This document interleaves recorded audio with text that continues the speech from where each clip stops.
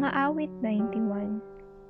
Siyang sino man ang manahan sa Panginoon bilang kanilang kanlungan ay makakapagpahinga sa lilim ng Diyos makapangyarihan. Aking sasabihin kay Yahweh, muog ka't kanlungan, aking Diyos na tangi kong pinagkakatiwalaan. Tiyak ika'y kanyang ililigtas sa anumang panganib at sa matinding salot na pumapaligid. Lulukuban kanya sa lilim ng kanyang malapad na pakpak, at sa ilalim ng kanyang pakpak, kaligtasan ay mahahanap. Ang kanyang katapatan ang iyong sanggalang at tanggulan. Hindi mo katatakutan mga nagpapaligalig sa gabi, ni ang panang pinapalipad ng kalaban sa kinaumagahan, ni sakit na kumakalat at umaaligid sa kadiliman, ni salot na peste na pumubuksa sa katanghalian. 1,000 tao man ang mabuwal sa iyong tagiliran, 10,000 patay sa iyong kanang kamay, hindi lalapit ang kapahamakan.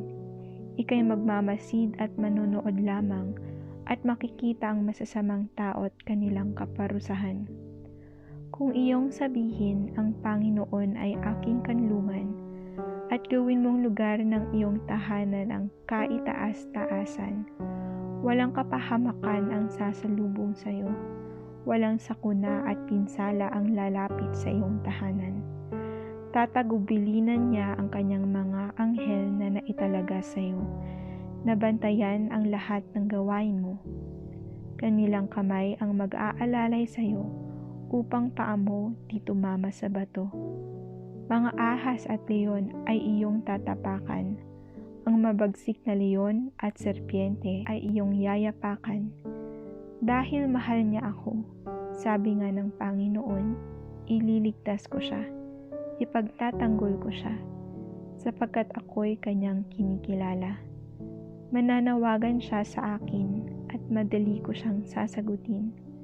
Sasamahan ko siya sa mga panahong maligalig. Ililigtas ko siya at akin siyang pararangalan. Sa mahabang buhay siya'y masisiyahan at ipapakita ko sa kanya ang aking kaligtasan.